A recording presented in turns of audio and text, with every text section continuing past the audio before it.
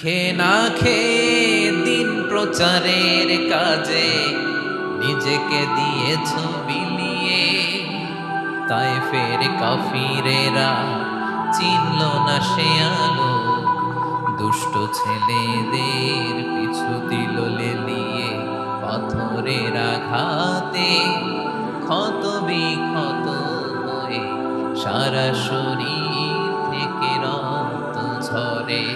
হে রাসূল তোমাকে ভুলি আমি কেমন করে, হে রাসূল তোমাকে ভুলি আমি কেমন করে। আসসালামু আলাইকুম ওয়া রাহমাতুল্লাহি ওয়া বারাকাতুহু। নাহমাদুহু ওয়া নুসাল্লি আলা রাসূলিহিল কারীম। আম্মা বা'দু ফাআউযু বিল্লাহি মিনাশ শাইতানির রাজীম। বিসমিল্লাহির রাহমানির রাহিম। وَلَنَبْلُوَنَّكُمْ بِشَيْءٍ مِّنَ الْخَوْفِ وَالْجُوعِ وَنَقْصٍ مِّنَ الْأَمْوَالِ وَالْأَنفُسِ وَالثَّمَرَاتِ وَبَشِّرِ الصَّابِرِينَ الَّذِينَ إِذَا أَصَابَتْهُم مُّصِيبَةٌ قَالُوا إِنَّا لِلَّهِ وَإِنَّا إِلَيْهِ رَاجِعُونَ صدق الله العظيم رب اشرح لي صدري ويسر لي أمري واحلل عقدة من لساني يفقهوا قولي। মুয়ার ইসলামিক কনফারেন্স 2024-এ আপনারা যারা উপস্থিত হয়েছেন তাদের সবাইকে আমার অন্তরের অন্তঃস্থল থেকে জানাচ্ছি আন্তরিক শুভেচ্ছা এবং মুবারক। আহলান ওয়া সাহলান মারহাবান বিকুম ফি হাযাল লিকা আত-তাইয়িব আল মুবারাক।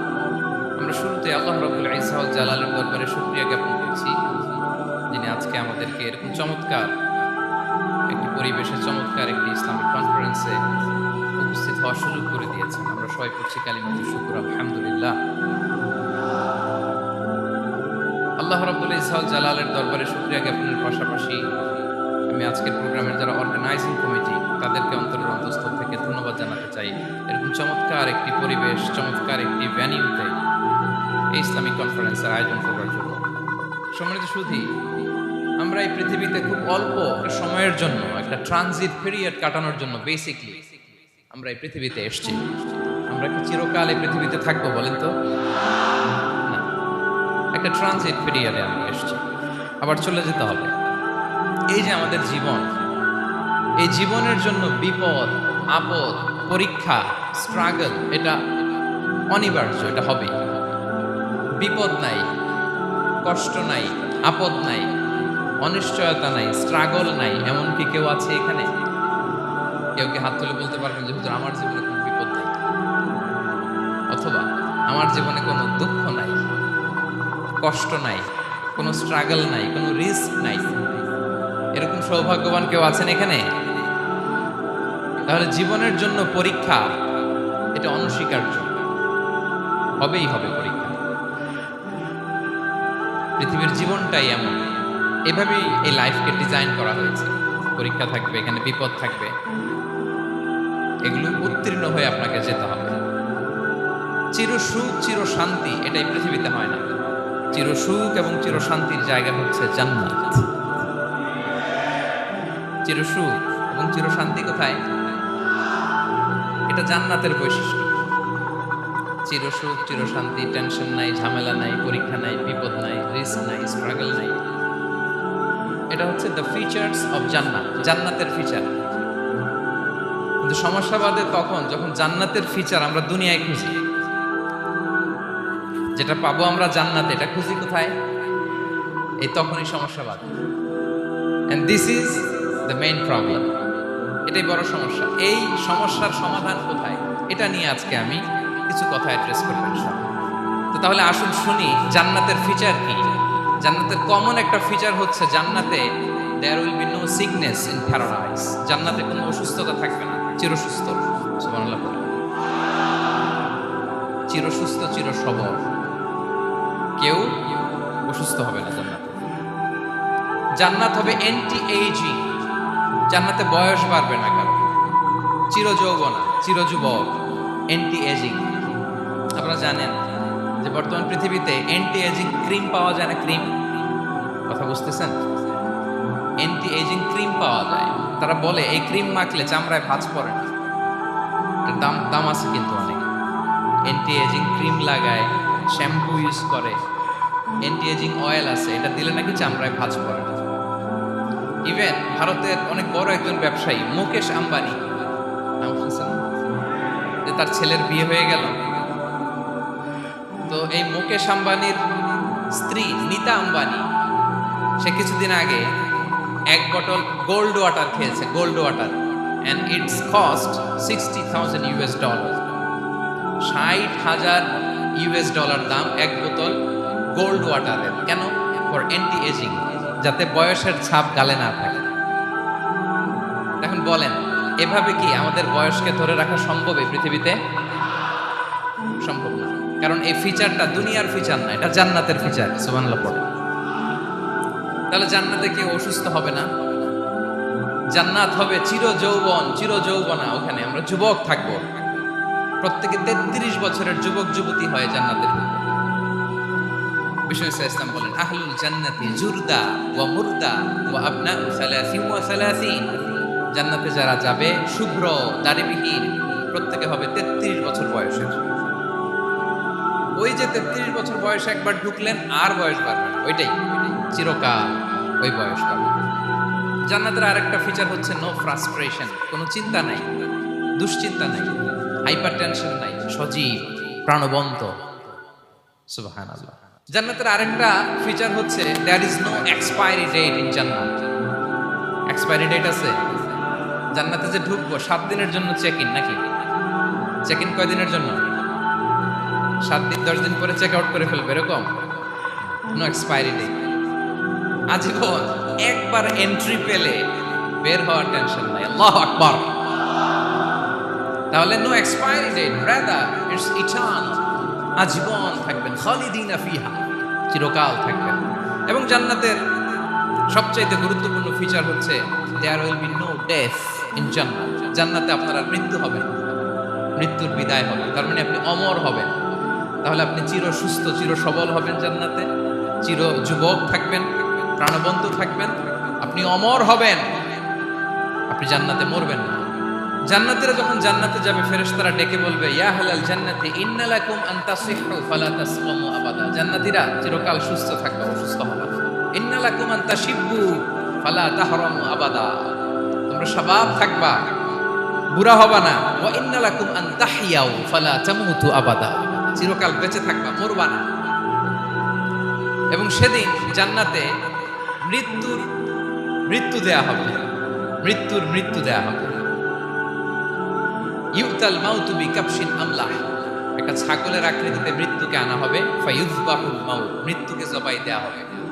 এবার জান্নাতীরা তাকিয়ে থাকবে, ফেরেশতারা বলবে, ইয়া আহলাল জান্নাতি খুলুদুন ফালা মাউত, হে জান্নাতীরা চিরকাল এই জান্নাতে থাকবে। তাহলে জান্নাতের ফিচার পাইছেন?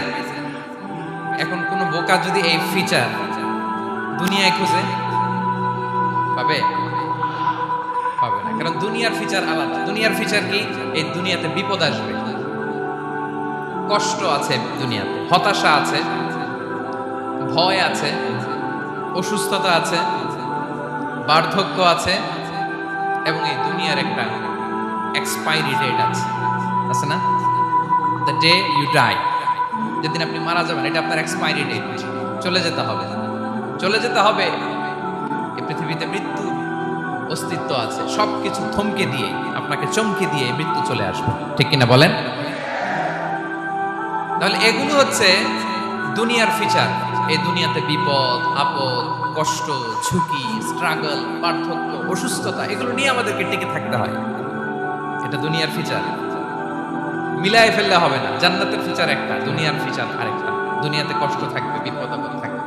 এই দুনিয়ার ফিচারটা আল্লাহ তাআলা কোরআনের একটা আয়াতে খুব চমৎকার ভাবে উল্লেখ করেছেন, সেটা দিয়েই আমি আলোচনা শুরু করেছি। আল্লাহ তাআলা ইরশাদ করেছেন, ওয়ালা নাবলুওয়ান্নাকুম বিশাইইম মিনাল খাউফি ওয়াল জু'i ওয়া নাকসিম মিনাল আমওয়ালি ওয়াল আনফুসি ওয়াস সামারাত ওয়া বাশশিরিস সাবিরিন। আল্লাহ তাআলা বলছেন, অবশ্যই অবশ্যই আমি তোমাদেরকে পরীক্ষা করব, ভয় দিয়ে, ক্ষুধা দিয়ে, সম্পদের ঘাটতি দিয়ে, আতঙ্ক দিয়ে, প্রাণনাশ দিয়ে, ফল ফসলের হানি দিয়ে পরীক্ষা করব। কিন্তু এই পরীক্ষায় যারা উত্তীর্ণ হবে, যারা সবর ইখতিয়ার করবে, ওয়াবাশশিরিস সাবিরিন, ধৈর্যশীলদের জন্যই হচ্ছে সুসংবাদ। আলহামদুলিল্লাহ পড়ে।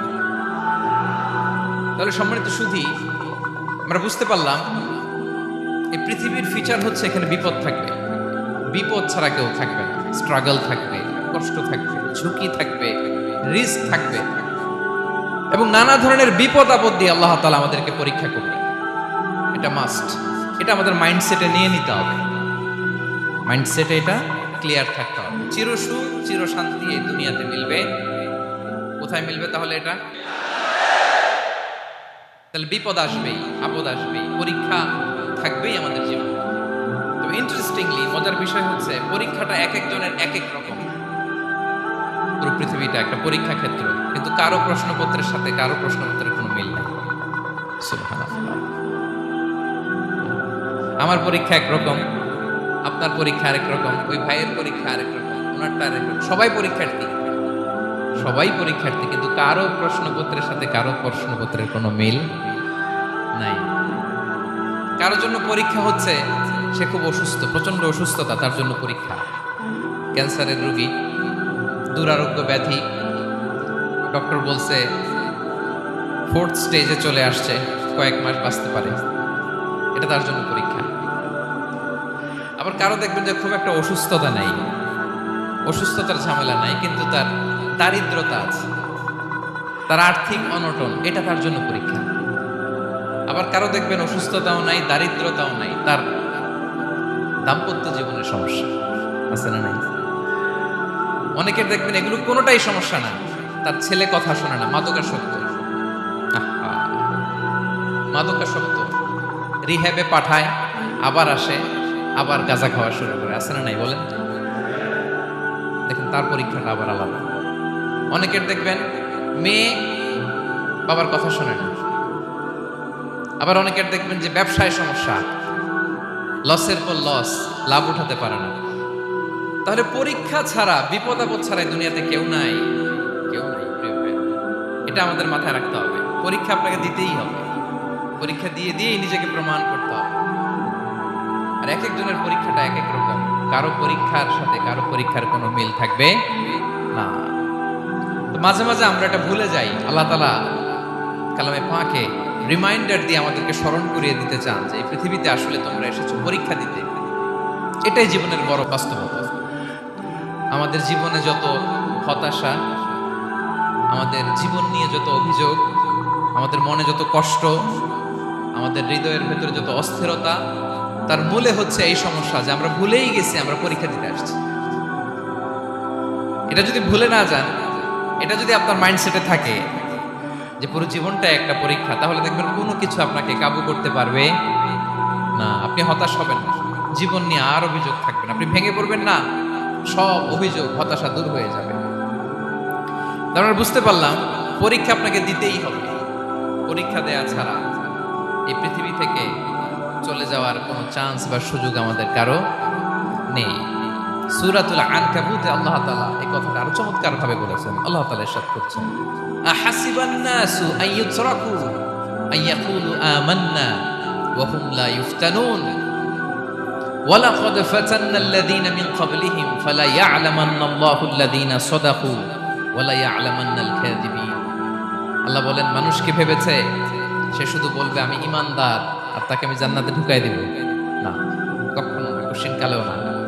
বরং পূর্ববর্তীকালে যারা পৃথিবীতে এসেছিল তাদেরকে আমি পরীক্ষায় নিয়েছি, পরীক্ষা করেছি, এবং তাকেও ঈমানের প্রশ্নে সে সত্যবাদী না মিথ্যাবাদী পরীক্ষা দিয়ে দিয়ে নিজেকে প্রমাণ করতে হবে। ঠিক কিনা বলেন? পরীক্ষা দিয়ে আপনাকে প্রমাণ করতে হবে। এবং এই পরীক্ষার ব্যাপারটা, এটা যে শুধু আমরা সাধারণ মানুষ আমাদের জীবনে দুঃখ বিপদ পরীক্ষা এমনটা না। এই পৃথিবীর সবচেয়ে শ্রেষ্ঠ মানুষ যারা ছিলেন তাদেরকে আল্লাহ পরীক্ষা নিয়েছে। বলেন তো, এই পৃথিবীতে সবচাইতে শ্রেষ্ঠতম মানুষ কারা? সবচাইতে শ্রেষ্ঠ ভালো মানুষ কারা ছিল পৃথিবীতে? বলেন তো, নবীরা। আওয়াজ করে বলেন তো কারা? বলেন তো, নবীদের জীবনে পরীক্ষা ছিল কি ছিল না? হ্যাঁ ছিল। বেশি না কম? বিষ্ণু ইসলামকে জিজ্ঞাসা করা হলো, আইয়ুন নাসি আশাদ্দু বালাআন ইয়া রাসূলুল্লাহ, হে আল্লাহর রাসূল, এই পৃথিবীতে কাদের জীবনে পরীক্ষা বেশি? বিষ্ণু ইসলাম বললেন, আল আম্বিয়া, নবীদের জীবন। আল আম্বিয়া সুম্মাল আমসাল ফাল আমসাল, সবচাইতে জীবনে পরীক্ষার সম্মুখীন সবচাইতে বেশি হয়েছেন নবীরা। তারপরে নবীদের পরবর্তী অবস্থান যাদের, সিদ্দিকীন যারা, সোহাদা যারা, সলিহীন যারা, আল্লাহওয়ালা যারা, তাদের জীবনে পরীক্ষা বেশি। ইউবতালার রাজুলু আলা হাসাবি দীনি, ব্যক্তির দিনদারি যত বেশি তার জীবনে আল্লাহর পরীক্ষাও তত বেশি।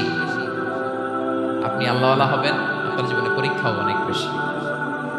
এজন্য ইমানদার হওয়া যেমনি মর্যাদার, ইমানদারের জীবনে পরীক্ষাও হবে অনেক বেশি। এবং পরীক্ষা যত বড়, খেয়াল রাখতে হবে, মন খারাপ করার কোনো সুযোগ নেই। পরীক্ষা যার জীবনে যত বড়, সেটাতে সফল হতে পারলে ওটার প্রতিদানও বড়। পরীক্ষা যত বড়, এটাতে সাকসেস হতে পারলে এটার রিওয়ার্ডও তত বড়। বিষ্ণু ইসলাম বলেন, ইযামুল জাযাই মা'a ইযামিল বালা, বালা যত বড়, জাযাও তত বড়, প্রতিদানও তত বড়। আপনারা নবীদের জীবনে যদি খেয়াল করেন, দেখবেন যেই নবীর জীবনে পরীক্ষা যত বেশি, সেই নবীর জীবনে সফলতাও তত বেশি। সাইয়েদনা ইব্রাহিম আলাইহিস সালামের কথাটা একটু খেয়াল করেন তো, বলেন তো ওনার জীবনে পরীক্ষা কেমন ছিল, বেশি না কম? ওনার জীবনের পরীক্ষা থেকেই তো আমরা এই শব্দটা ব্যবহার করি, আমরা বলি অগ্নি পরীক্ষা। কি বলি? মানে আগুনে নিক্ষেপ করা হয়েছে সাইয়েদনা ইব্রাহিম আলাইহিস সালামকে, তাও স্বাভাবিকভাবে না, উলঙ্গ করে, ন্যাকেট করে, ওনাকে অপমানিত করবার জন্য ওনার গায়ের জামা কাপড় খুলে উলঙ্গ অবস্থায় আল্লাহর খলিল সাইয়েদনা ইব্রাহিম আলাইহিস সালামকে অগ্নিকুণ্ডে নিক্ষেপ করা হয়েছে। এরকম এক্সপেরিয়েন্স এই অডিটোরিয়ামের ভেতরে আমাদের কখনো হয়েছে? তাইলে সাধারণ মানুষের জীবনের পরীক্ষা আর নবীদের জীবনের পরীক্ষার মধ্যে পার্থক্য আছে না নাই? ওই পরীক্ষায় উনি পাশ করে ফেললেন। ৮৬ বছর পর্যন্ত আল্লাহর কাছে দোয়া করলেন, আল্লাহ আমাকে একটা নেককার সন্তান দাও। আল্লাহ সন্তান দেন। ৮৬ বছর পরে আল্লাহ তাআলা সাইয়েদনা ইব্রাহিম আলাইহিস সালাম এবং হাজারের ঘরকে উজালা করে সন্তান দিলেন। সাইয়েদনা ইসমাঈল আলাইহিস সালাম পৃথিবীতে আসলেন। কত বছর বয়সে? ৮৬ বছর বয়সের এখানে কেউ আছেন? হ্যাঁ, আছি আমরা? কেউ নাই। ৮৬ বছর বয়সে প্রথম সন্তান পেয়েছে। তাদের ঘরকে উজালা করে আল্লাহর নবী সাইয়েদনা ইসমাঈল আলাইহিস সালাম আসলেন। এবার আল্লাহ বললেন, যাও স্ত্রীকে আর এই কলিজার টুকরা সন্তানকে, থাকো তো প্যালেস্টাইনে, প্যালেস্টাইন থেকে ১৫০০ কিলোমিটার দূর, দ্য ব্যারেন ল্যান্ড, ওই মক্কার ধুধুমরু প্রান্তরে রেখে আসো, যেখানে কেউ নাই, মানুষ নাই, গাছ নাই, পাখি নাই, পানি নাই, যাও রেখে আসো। আচ্ছা বলেন তো, ৮৬ বছর পরে যে লোকটা সন্তান পেল, বুঝে উত্তর দিয়ে, ৮৬ বছর পরে যে লোকটাকে আল্লাহ তাআলা সন্তান দিল, তার হৃদয়ে ওই সন্তানের জন্য মায়া বেশি না কম? এমনি তো আমাদের প্রথম সন্তানের হিস্ট্রিটা একটু খেয়াল করেন তো। প্রথম আমাদের যে মেয়ে হয়েছিল বা যাদের ছেলে হয়েছিল, তার প্রতি আদর, সোহাগ, দরদ, ভালোবাসা, আল্লাহ কত ছিল। ৮৬ বছর বয়স আল্লাহ তাআলা ওনাকে সন্তান দিলেন, দিয়ে বললেন, যাও হাজারকে আর ইসমাঈলকে মক্কার ধুধুমরু প্রান্তরে রেখে আসো। আল্লাহ তাআলা বলতে দেরি, চলে যেতে দেরি নাই, মুহূর্তে উনি রওনা হয়ে গেলেন। সুবহানাল্লাহ পড়বেন না? রেখে আসলেন মক্কার ধুধুমরু প্রান্তরে। এবার আল্লাহ বললেন, যাও রিটার্ন ব্যাক টু প্যালেস্টাইন, প্যালেস্টাইনে চলে যাও। চলে গেলেন, হৃদয়টা ভেঙে খান। অনেক বছর পরে আল্লাহ তাআলা আবার অনুমতি দিলেন, যাও এবার ছেলেকে দেখে আসতে পারো, যাও প্যালেস্টাইন থেকে আবার মক্কায় যাও। সাইয়েদনা ইব্রাহিম আলাইহিস সালাম প্যালেস্টাইন থেকে আবার ১৫০০ কিলোমিটার পথ পাড়ি দিয়ে, এখনকার মতো ফ্লাইটে যায় না, গাড়িতেও না, উটে করে, কিসে করে। উনি যে কতবার মক্কা থেকে ফিলিস্তিন এসেছেন আর গিয়েছেন, ইয়ত্তা নেই। গেলেন, এবার ছেলেটা হাঁটতে পারে, দৌড়াতে পারে, একটু কথা বলতে পারে, আব্বু আব্বু ডাকতে পারে। কেমন মায়া লাগে বলেন তো? মায়া ভালোবাসায় যখন টইটম্বুর, ঠিক ওই মুহূর্তে আল্লাহ বললেন, ছেলেকে জবাই করো ছেলে। আল্লাহ তাআলা বলতে দেরি করেছেন, আল্লাহর আদেশ পালনে ১ সেকেন্ডও তিনি দেরি করেন নাই। ছুরি চালালেন, জান্নাত থেকে দুম্বা নিয়ে আসা। এভাবে আল্লাহর নবী ইব্রাহিম আলাইহিস সালাম ওনার জীবনের প্রতিটি ক্ষেত্রে, যেখানে আল্লাহ তাআলা ওনাকে পরীক্ষা নিয়েছেন, উত্তীর্ণ হয়েছেন। এবং দেখেন ওনাকে আল্লাহ তাআলা কি উপহার দিলেন, আল্লাহ তাআলা ওনাকে খলিলুল্লাহ উপাধি দিলেন, আল্লাহর বন্ধু। সুবহানাল্লাহ বলেন। আল্লাহ তাআলা বলছেন ওয়া ইযিবতালা ইব্রাহিম রাব্বুহু বিকালিমাতিন ফাআতাম্মাহুন ক্বালা ইন্নী জাঈলুকা লিন-নাসি ইমামা। আল্লাহ অনেকগুলো পরীক্ষা নিয়েছিলেন সাইয়েদনা ইব্রাহিম আলাইহিস সালাম, প্রতিটা পরীক্ষায় সাকসেসফুলি পাস করেছেন, গোল্ডেন এ প্লাস।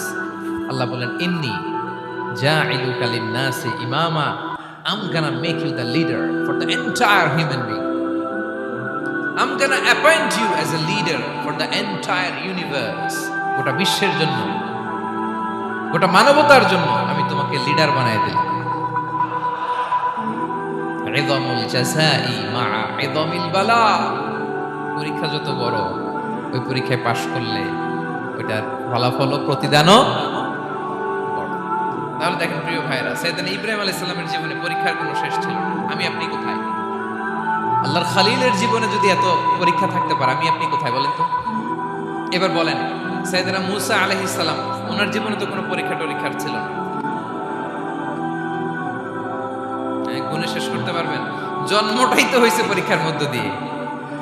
মিশরের ছেলে সন্তান হইলে ফেরাউন বলছে জবাই করো, ওনার মা এরকম সিন্ধুকে করে ভাসায় দিলেন নীল নদীতে। আল্লাহু আকবার!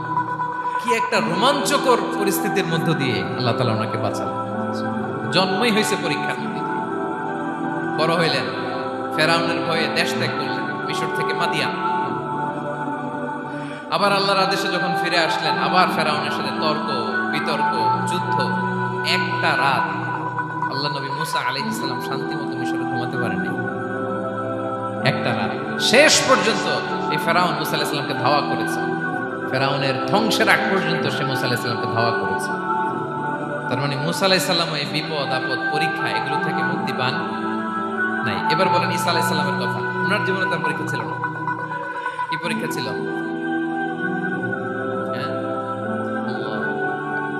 Same scenario goes to the biography of every messenger in the world.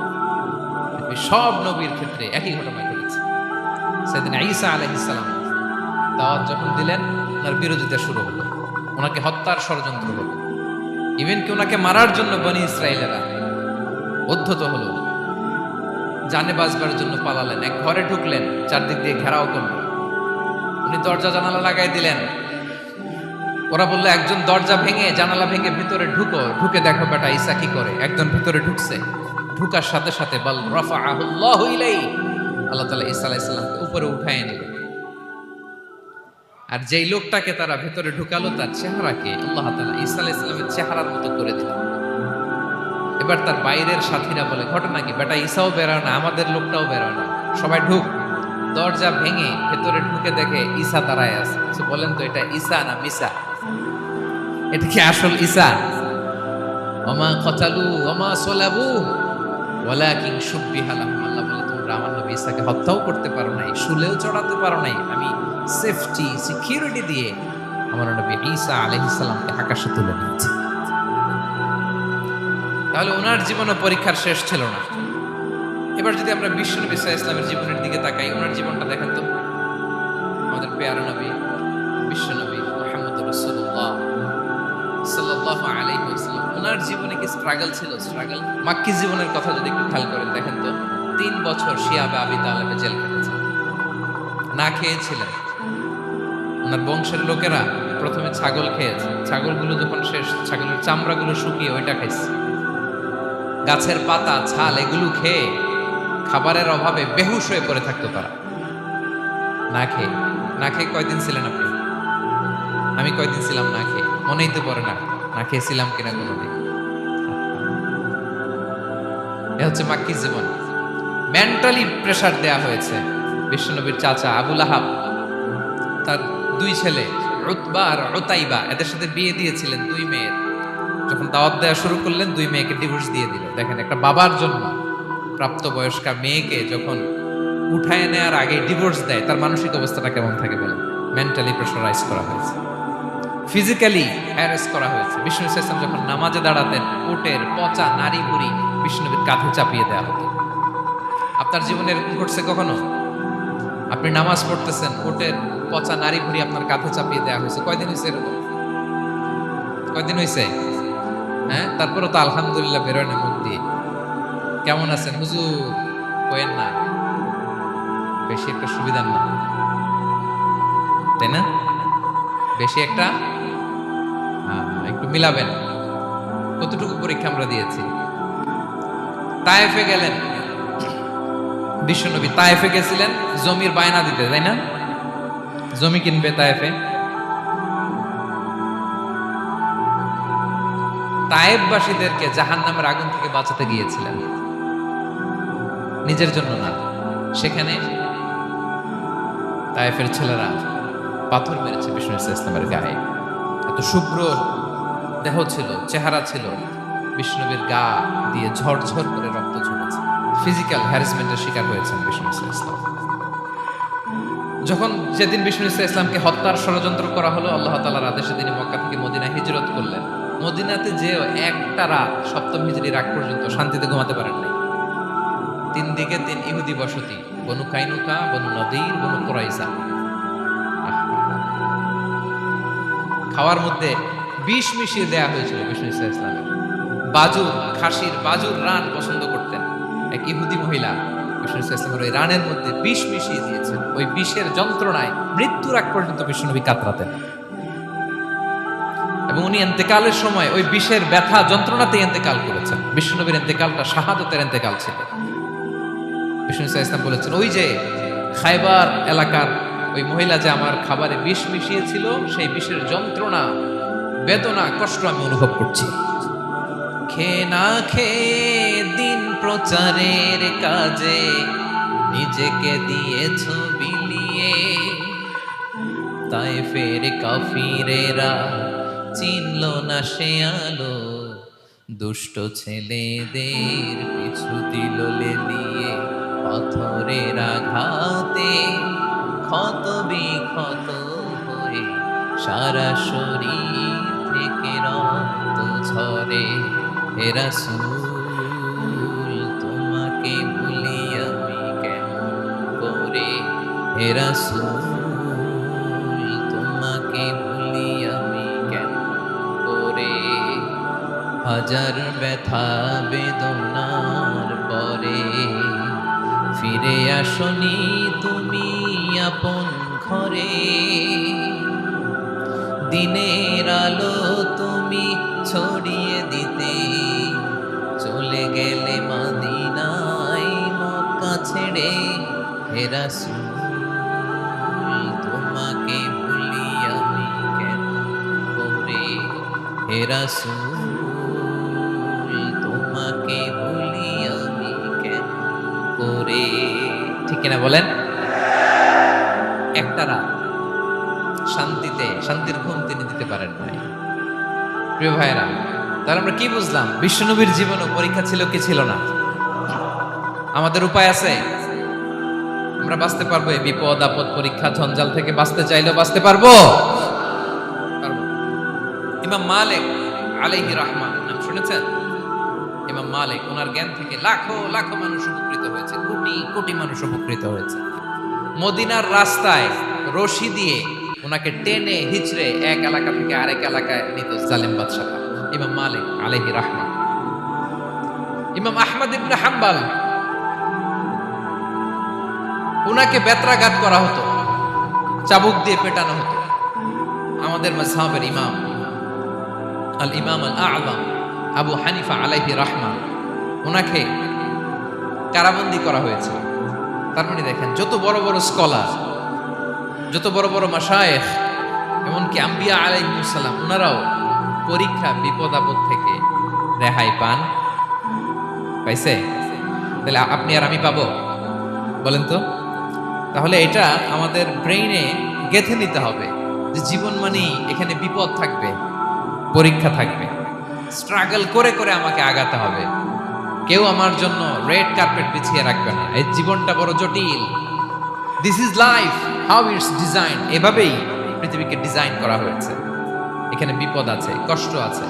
এই পরীক্ষা দিয়ে দিয়ে আপনাকে উত্তীর্ণ হতে হবে। বুঝতে পেরেছেন প্রিয় ভাইরা? নাও দ্য কোশ্চেন আরাইজ, এখন প্রশ্ন হচ্ছে কেন আল্লাহ এই পরীক্ষা নেন? কেন? আল্লাহ তাআলা সূরা মুলকে বলেছেন এই পৃথিবী সাজানোর, এই জীবন মৃত্যুর এই খেলা, এর উদ্দেশ্যটাকে আল্লাহ তাআলা স্পষ্ট করে বলেছেন, আল্লাযী খালাকাল মাউতা ওয়াল হায়াতা লিয়াবলুয়াকুম আইয়ুকুম আহসানু আমালা। জীবন মৃত্যু দিয়ে তোমাদের জীবনকে সাজানো হয়েছে এজন্য, যাতে করে তিনি তোমাদের পরীক্ষা করতে পারেন। কি করতে পারেন? তোমাদের মধ্যে কে সৎকর্মে অগ্রগামী, কে কাজে ভালো, আমলে ভালো, এটা দেখার জন্য। বেসিকলি আল্লাহর দেখার প্রয়োজন নাই, আমাদেরকে দেখানোর জন্য এই পরীক্ষার আয়োজন। আমি ভালো করবো না খারাপ করবো এটা আল্লাহ জানে না? তোমার পরীক্ষা করা লাগে কেন? কথা বলেন। আমি জান্নাতি না জাহান্নামী এটা আল্লাহ জানেন না?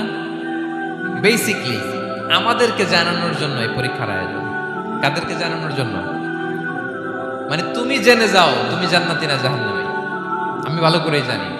একটা ছোট্ট উদাহরণ দিলে বুঝতে পারবেন প্রিয় ভাইয়েরা। ধরেন আল্লাহ তাআলা দুইজনকে সৃষ্টি করলেন। উদাহরণস্বরূপ একজনের নাম আব্দুল্লাহ আর একজনের নাম আব্দুর রহমান।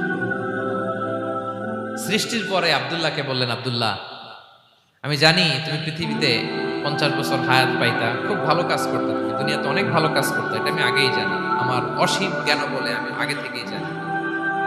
তো যাও, তোমার এইমাত্র সৃষ্টি করলাম, যাও তুমি জান্নাতে ঢুকে যাও, কারণ আমি জানি তুমি জান্নাতি হবে। আচ্ছা, আর আব্দুর রহমান তুমি পৃথিবীতে খুব খারাপ কাজ করতে, এটা আমি জানতাম, তোমারে পাঠাইলে খারাপ কাজ করবা, তুমি সীমালঙ্ঘন করবা, অন্যায় করবা, অপরাধ করবা, তুমি জাহান্নামী হবা, যাও। যেহেতু আমি জানি পরীক্ষার আর দরকার নেই, তোমারে জাহান্নাম দিয়ে দিলাম, যাও ঢুকে যাও। আব্দুল্লাহ ঠিকই জান্নাতে ঢুকে যাবে, আব্দুর রহমান কি ঢুকবে? ঢুকবে। সে বলবে, আল্লাহ এইমাত্র আমারে বানাইলেন, এইমাত্র আপনি আমাকে সৃষ্টি করলেন, সৃষ্টি করেই বলতেছেন তুমি জাহান্নামে যাও, আর বলতেছেন আমি জানি দুনিয়াতে পাঠালে তুমি খারাপ কাজ করবা, তুমি জাহান্নামী হবা, পাঠানোর আর কি দরকার, আগে থেকে জাহান্নামে যাও। আল্লাহ আপনি জানলে জানতে পারেন, আমি তো জানি না। ঠিক কিনা বলেন? সে বলবে, না আল্লাহ আপনি ভুল বলতেছেন, এই দুনিয়াতে পাঠাইলে আমি খুব ভালো কাজ করতাম, আমি সীমা লঙ্ঘন করতাম না, নামাজ পড়তাম, রোজা রাখতাম, হজ করতাম, যাকাত দিতাম, সাদাকা করতাম, চ্যারিটি করতাম, জনকল্যাণকর সব ভালো কাজগুলো আল্লাহ আমি করতাম। এজন্য আল্লাহ তাআলা পরীক্ষার আয়োজন করেছেন, যাতে করে তুমি জেনে যাও যে পৃথিবীতে তুমি কি করেছো। এখন আর আল্লাহকে এক্সকিউজ দেওয়ার সুযোগ নেই। আচ্ছা বলেন তো, আবু জাহেলকে যদি আল্লাহ এখন কিয়ামতের দিন বলে, Abu Jahl go to the hell fire, Abu জাহেলের কিছু বলার সুযোগ আছে? কারণ ও দুনিয়াতে কি করে আসছে এটাও জানে না। ফেরাউনকে ডেকে যদি আল্লাহ বলে, ফেরাউন তুমি জাহান্নামে যাও, go to the hell fire, ওর কি কোনো এক্সকিউজ দেওয়ার সুযোগ আছে? বলেন, সুযোগ আর আছে? কারণ তুমি দুনিয়াতে কি করেছো তোমার চেয়ে ভালো কেউ আর জানে। তাই পৃথিবীতে এই পরীক্ষার এই আয়োজনের সবচাইতে বড় উদ্দেশ্য হচ্ছে যাতে করে আমরা দেখে যাই যে আমরা কি কাজ করছি। কেউ যখন পরীক্ষা দেয় প্রিয় ভাইরা, ওই পরীক্ষায় কত পাবে তার একটা হিসাব আছে না? বলেন, আপনি গণিত পরীক্ষা দিয়ে আসছেন, যে 100তে 100 পাবে সে বলতে পারে আমার সব অঙ্ক হয়েছে, ঠিক কিনা বলেন? আর যে লাড্ডু গুড্ডু বুঝছেন তো, কিছুই পারে নাই, ঘোড়ার ডিম, তারও একটা হিসাব আছে যে সে কিছুই লিখে আসতে পারে নাই। এই পৃথিবীতে এই পরীক্ষার আয়োজনের প্রধানতম কারণ হচ্ছে যাতে করে আমরা বুঝে যেতে পারি যে আমরা কোথায় যাব, জান্নাতে না জাহান্নামে। প্রিয় সুধী, এ পর্যায়ে আমরা জানবো এই যে পরীক্ষা আল্লাহ তাআলা নিচ্ছেন আমাদেরকে, এই পরীক্ষায় সফল হওয়ার মূল মন্ত্র কি। কোরআনে বিভিন্ন আয়াতে এই পরীক্ষার কথা বলা হয়েছে এবং এই পরীক্ষার সফলতার মূল মন্ত্রও কোরআনে ঘোষিত হয়েছে। আলহামদুলিল্লাহ বলেন। যে আয়াত দিয়ে আমি শুরু করেছি, এই আয়াতে আল্লাহ তাআলা বলেছেন, ওয়াবাশশিরিস সাবিরিন, নবী হে ধৈর্যশীলদেরকে আপনি সুসংবাদ দিন, ধৈর্যশীলদেরকে সুসংবাদ দিন। তার মানে বিপদে ধৈর্য ধারণ করতে হবে প্রিয় ভাইরা। ইন্নামাস সাবরু ইনদা সাদামাতিল উলা। বিপদে আমরা অনেক সময় প্যানিক হয়ে যাই, অস্থির হয়ে যাই, কি করব, হতাশ না।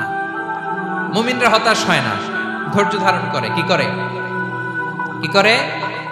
ধৈর্য ধারণ করার শক্তি দাও গো মেহেরবান আমায়, দাও গো মেহেরবান। পড়েন, ধৈর্য ধারণ করার শক্তি দাও গো মেহেরবান আমায়, দাও গো মেহেরবান। সবাই বলুন একসাথে, ধৈর্য ধারণ করার শক্তি দাও গো মেহেরবান আমায়, দাও গো মেহেরবান।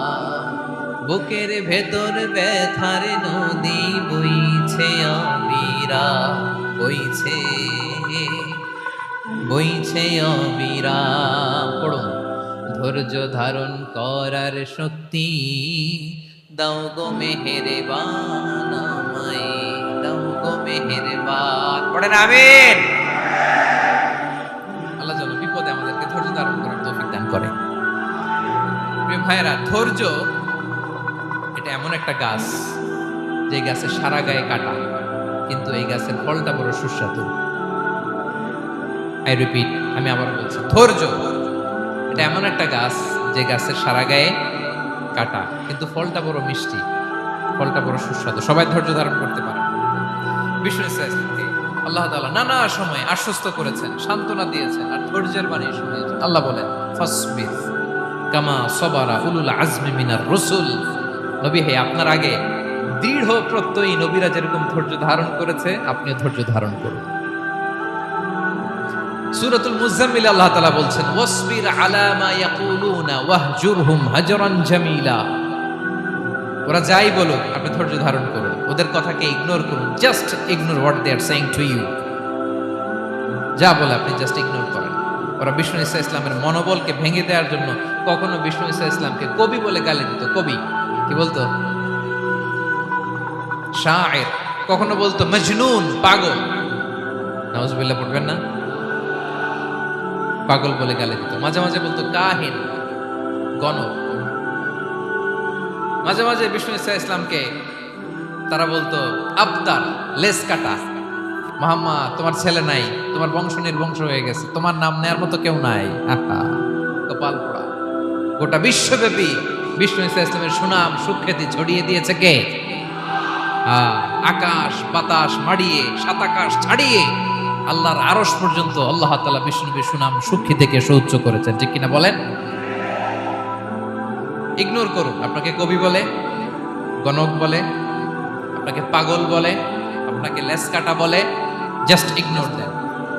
বর্তমান সময়েও নানা ধরনের ট্যাগ আমাদেরকেও দেয় কি দেয় না বলেন? দেয়। আমাদেরকে কি বলে? মৌলবাদী বলে, বলে বলে ওই যে রাজাকার বলে। রাজাকার রাজাকার খেলার দিন শেষ। মন মতো হইলে মুক্তিযোদ্ধা, মন মতো না হইলে রাজাকার, এই দিন শেষ। ওই দিন আর নাই। এই কার্ড দিয়ে আর খেলার দিন নাই। এগুলো মানুষ আর খায় না এখন, এগুলো গিলে না আর। সাধারণ মানুষ বড্ড সচেতন। দেখেন, কালের বিবর্তনে, সময়ের আবর্তনে একই পরিক্রমা আমাদেরকেও ট্যাগিং করে। আমাদেরকে মৌলবাদী বলে, ব্যাকডেটেড বলে, রাজাকার বলে, জঙ্গি বলে, যুদ্ধাপরাধী বলে। আছে না এরকম? ওয়াসবির আলা মা ইয়াকুলুন, নিজের সাথে মিলায় না। যা বলে ধৈর্য ধারণ করো। ওয়াহজুরহুম হাজরান জামিলা, জাস্ট ইগনোর দেন, ভালোভাবে ইগনোর করেন, খালাস, সালাম দিয়ে কেটে পড়েন। তাহলে প্রিয় ভাইরা, এই বিপদ আপদ আমাদের পিছু ছাড়বে না, পিছু ছাড়বে না। নবীদের পিছু ছাড়ে নাই, আমরা কোথায়? আমরা আর কি? বিপদ আমাদেরকে ধৈর্য ধারণ করতে হবে, মনোবল হারাইলে হবে না। দেখেন বিশ্বনবী কিভাবে আপনাদেরকে সান্ত্বনা দেয়। বিশ্বনবী বলেন, আজাবান লি আমরিল মুমিন, মুমিনের ব্যাপারটা বড় আশ্চর্যজনক। ফাইন্না আমরাহু কুল্লাহু লাহু খাইর, মুমিনের জীবনে যা ঘটে সবটাই খাইর, সবটাই কল্যাণ। ইন আসাবাতহু সাররাউ শাকারা ফাকানা খাইরাল্লাহ ওয়া ইন আসাবাতহু দাররাউ সাবারা ফাকানা খাইরাল্লাহ। মুমিনের জীবনে যদি সুখ আসে তাহলে মুমিন শুকরগুজার হয়, এটা তার জন্য ভালো। আর যদি মুমিন জীবনে দুঃখ আসে তাহলে সে সবর ইখতিয়ার করে, এটাও তার জন্য ভালো। সুবহানাল্লাহ। তাহলে দেখেন, আমরা হয় সুখে থাকি নয় দুঃখে থাকি, ঠিক কিনা বলেন? তাহলে সুখের সময় আমরা শুকর করি, কি করি? শুকরগুজার হই। শুকরিয়া করাও একটা ইবাদত, শুকরিয়া করাও কি? আর দুঃখের সময় আমরা সবর করি, সবর করাটাও একটা। তাহলে আমাদের পুরো জীবনটাই ইবাদত, পুরো জীবনটাই সুখের সময় শুকর আর দুঃখের সময় সবর। আওয়াজ করে বলেন, সুখের সময় শুকর আর দুঃখের সময়। এই দুই ইবাদত মুমিন জীবনে চলমান, কন্টিনিউয়াস, একটা উইন উইন সিচুয়েশন। কি বলেন? উইন উইন হয়ে গেল না? যেই পরিস্থিতিতেই থাকে আমাদের জন্য লাভ। আল্লাহু আকবার। তাহলে প্রিয় ভাইরা, এটাই জীবনের বাস্তবতা। সবর আমাদেরকে ইখতিয়ার করতে হবে, হতাশ হওয়া যাবে না। অনেকে আমরা অল্পতে হতাশ হই। এই যে আমরা ধৈর্য ধারণ করছি, এর ফল পাচ্ছি না। দীর্ঘ 1.5 দশক ধরে ধৈর্য ধারণ করছেন না আপনারা? এখন মুক্তি, স্বাধীনতা, বিজয় এনে দিয়েছে কে? ধৈর্য ধারণ করুন। ধৈর্যের যে ফলাফল, এটা বড় মিষ্টি। ধৈর্য এমন একটা গাছ, এই গাছের সারা গায়ে কাটা, কিন্তু এর ফলটা বড় সুস্বাদু, এর ফলটা বড় মিষ্টি। ধৈর্য ধারণ করার অভ্যাস করতে হবে প্রিয় ভাইরা। মুমিন হতাশ হয় না, হাল ছেড়ে দেয় না। মুমিন ভরসা রাখে একজনের উপর, তিনি কে? লা তাইয়াসু মির রাউহিল্লাহ, ইন্নাহু লা ইয়াইয়াসু মির রাউহিল্লাহি ইল্লাল কওমুল কাফিরুন। আল্লাহর রহ থেকে, রহম থেকে নিরাশ হয়ে যাও। কাফির ছাড়া, অকৃতজ্ঞ ছাড়া কেউ আল্লাহর রহ থেকে, আশা থেকে নিরাশ হয় না। শয়তানের সবচেয়ে বড় মিশন হলো আমাদেরকে হতাশ বানানো। এটা খেয়াল রাখবেন। শয়তানের সবচাইতে বড় মিশন কি? আমাদেরকে হতাশ করে দেয়া। হতাশ বানাইতে পারলে সে সাকসেসফুল, খুশি। কিন্তু আমরা এত সহজে হতাশ হই না, আমরা নিরাশ হই না, আমরা বিপদে হাল ছেড়ে দেই না। আমরা ভরসা রাখি এক মহান সত্তার উপর। তিনি কে?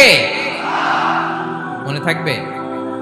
বিপদ আসলে ভেঙে পড়বেন, ভিসা না হইলে কান্নাকাটি শুরু করবেন, ব্যবসায় লস হইলে হাউমাউ, হ্যাঁ, দেশ থেকে কোনো দুঃসংবাদ আসলে হতাশ হবেন, ভেঙে পড়বেন। ধৈর্য ধারণ করবো আমরা। আওয়াজ করে বলেন, আমরা কি করব? সবর। বিপদ ট্যাকেল দেওয়ার প্রথম স্টেপ হচ্ছে সবর। ধৈর্য ধারণ করতে হবে। অবশ্যই সাবিরিন, ধৈর্যশীলদেরকে সুসংবাদ দাও। বিপদ থেকে বাঁচার দ্বিতীয় স্টেপ হচ্ছে এই বিপদ থেকে উত্তরণের চেষ্টা করতে হবে। কন্টিনিউয়াস প্রচেষ্টা চালিয়ে যেতে হবে। ওয়াল্লাযীনা জাহাদু ফিনা লানাহদিয়ান্নাহুম সুবুলানা। যারা আমার রাস্তায় চেষ্টা করে, প্রচেষ্টা করে, স্ট্রাগল করে, তাদেরকে আমি পথ দেখিয়ে দেই, সুবুল দেখিয়ে দেই, ওয়ে আউট দেখায় দেই, এক্সিট দেখায় দেই। কোথাও আটকাবেন না আপনি, আপনাকে এক্সিট দেখাই দিবে কে? মালয়েশিয়াতে কেলুয়ার বলে না? কেলুয়ার কি বলে চেনেন? কেলুয়ার মানে কি? এক্সিট। এক্সিট পেয়ে যাবেন, আটকাবেন না আপনি জীবনে কোথাও। 3 নাম্বার, আল্লাহর উপর তাওয়াক্কুল করতে হবে বিপদ আসলে। ওমাইয়া তাওয়াক্কাল আলাল্লাহি ফাহুয়া হাসবুহ। আল্লাহর উপর যে তাওয়াক্কুল করে, আল্লাহই তার জন্য যথেষ্ট হয়ে যায়। তাহলে বিপদে প্রিয় ভাইরা আমরা প্যানিক হব না, ধৈর্য ধারণ করব, বিপদ থেকে উত্তরণের সর্বোচ্চ প্রচেষ্টা চালিয়ে যাব, আর ভরসা রাখবো একজনের উপর, তিনি কে?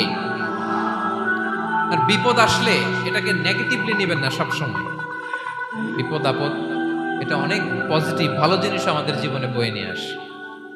শাইখুল ইসলাম ইবনু তাইমিয়া আলাইহি রাহমা, উনি বলতেন, খুব দামি কথা, খুব হেভি ওয়েট কথা, মনোযোগ দিয়ে শুনুন। তিনি বলতেন, যে নেয়ামত তোমাকে আল্লাহ থেকে দূরে সরায়, ওই নেয়ামতের চেয়ে বিপদ ভালো, যে বিপদ তোমাকে আল্লাহর দিকে ধাবিত করে। আই রিপিট, আমি আবারও বলি, যে নাজ নেয়ামত তোমাকে আল্লাহ থেকে দূরে সরিয়ে দেয়, সে নাজ নেয়ামতের চেয়ে ওই বিপদ আপদ ভালো, যে বিপদ আপদ তোমাকে আল্লাহর কাছে টেনে নেয়। তাহলে বিপদ আপদ আসলে আপনি হতাশ হবেন, আর কখনো দুঃখ করবেন? মুয়ারের ভাইয়েরা, আর মন খারাপ করবেন? আপনি খেয়াল করে দেখেন, বিপদ আসলে আমরা আল্লাহরে ডাকি বেশি। যখন অসুস্থ আপনি খেয়াল করেন তো, আল্লাহ আল্লাহ, তুমি ছাড়া বাঁচানোর কেউ নাই, আল্লাহ তুমি হেফাজত করো, আল্লাহ তুমি সুস্থ করে দাও। যখন লাইফ থ্রেট, দেখেন আপনি গুম হয়ে যেতে পারেন, আপনার কারাবন্দি করতে পারে, এরকম একটা বিপদের মধ্যে আছেন, তখন খেয়াল করেন তো আল্লাহর সাথে আপনার কানেক্টিভিটি, রিলেশনশিপটা কতটা ডেভেলপ হয়। কারণ বিপদে পড়লে আমরা আল্লাহরে ডাকি বেশি। তাহলে বিপদ আপদেরও কিছু পজিটিভ সাইড বা দিক আমাদের জীবনে আছে না নাই? অনেক পজিটিভ দিক আছে, কয়েকটা শেয়ার করি। 1 নাম্বার পজিটিভ সাইড তো বললাম, ইমাম ইবনে তাইমিয়া যেটা বললেন। এরপরে হচ্ছে মাঝে মাঝে আল্লাহ তাআলা আমাদের মর্যাদাকে আপগ্রেড করতে চায়, এলিভেট করতে চায়। আপনি ধরেন কোন একটা এয়ারলাইন্সের রেগুলার প্যাসেঞ্জার টিকিট কাটেন, মাঝে মাঝে হঠাৎ করে দেখবেন কাউন্টারে গেলে তারা বলে you are upgraded to business class অথবা you are upgraded to first class. যেহেতু রেগুলার প্যাসেঞ্জার, অনেক মাইলস জমা হয়েছে, আপগ্রেড করে দেয়। আল্লাহ তাআলা মাঝে মাঝে চায় তিনি আমাদের মর্যাদাকে, র্যাঙ্ক এটাকে আপগ্রেড করবেন, কিন্তু আমার যে আমল আখলাকের অবস্থা ওইটা দিয়ে ওই আপগ্রেড র্যাঙ্কে যাওয়ার সুযোগ নাই। বুঝতেছেন কথা?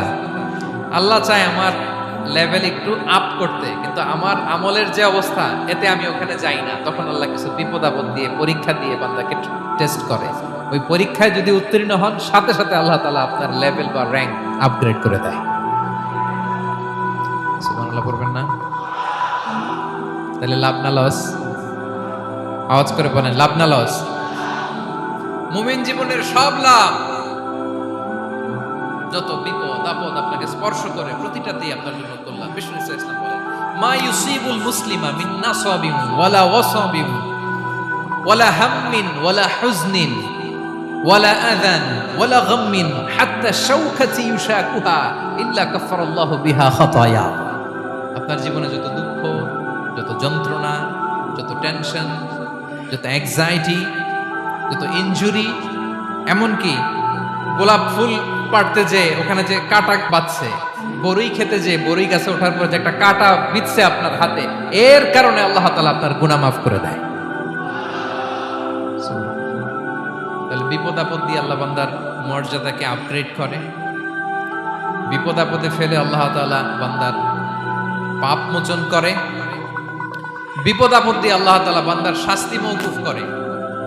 এমন পাপ করছেন এটার জন্য শাস্তি বরাদ্দ হয়ে গেছে, কিন্তু আল্লাহ তাআলা ওই শাস্তি থেকে মাঝে মাঝে আপনাকে বাঁচাতে চায়, তখন কিছু বিপদ দিয়ে বান্দারে পরীক্ষা করে। উত্তীর্ণ হলেই আল্লাহ তাআলা ওই শাস্তিকে মওকুফ করে দেয়। তাহলে আসুন সামারি করি, পুরো আলোচনাটার সামারি করি। এক নম্বর সামারি হচ্ছে বিপদ আপদ, পরীক্ষা, স্ট্রাগল, কষ্ট, এটা সুন্নাতুল্লাহি ফিদ দুনিয়া। এই দুনিয়ায় আল্লাহর সুন্নাত, এর বাইরে কেউ যেতে পারে না, ইভেন নট দ্য মেসেঞ্জার্স, নবীরাও না। আজকের আলোচনায় শুনছেন না নবীদের জীবন দিয়ে কি গেছে, ups and downs, test and trial, নবীরাও না। তাহলে এটা আমাদের মাইন্ডসেটের সাথে সেট আপ করে নিতে হবে যে অতীতে, বর্তমানে, ভবিষ্যতে বিপদ আপদ মুক্ত এই পৃথিবীতে কেউ থাকবে না। পারবেন? হ্যাঁ, এটা মাইন্ডসেটে নিয়ে নিতে হবে যে এটাই জীবন, বিপদ আপদ দিয়ে আল্লাহ পরীক্ষা করবেন। এটাই পৃথিবী, চির সুখ চির শান্তি এই পৃথিবীতে খুঁজলেই পাওয়া যায় না। শুরুতে বলছিলাম না, চির সুখ চির শান্তি। বলেন তো এটা কি দুনিয়ার ফিচার না জান্নাতের ফিচার? জান্নাতের ফিচার দুনিয়ায় খুঁজতে পাওয়া যাবে? যাবে। তাহলে আজকের আলোচনার এক নম্বর লেসন হচ্ছে বিপদ আপদ এটা সুন্নাতুল্লাহি ফিদ দুনিয়া।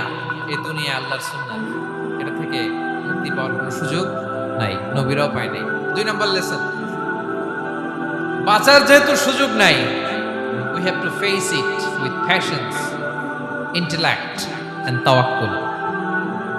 বিপদে অস্থির হওয়া যাবে না, এটাকে ফেস করতে হবে উইথ পেশেন্স, ধৈর্যের সাথে।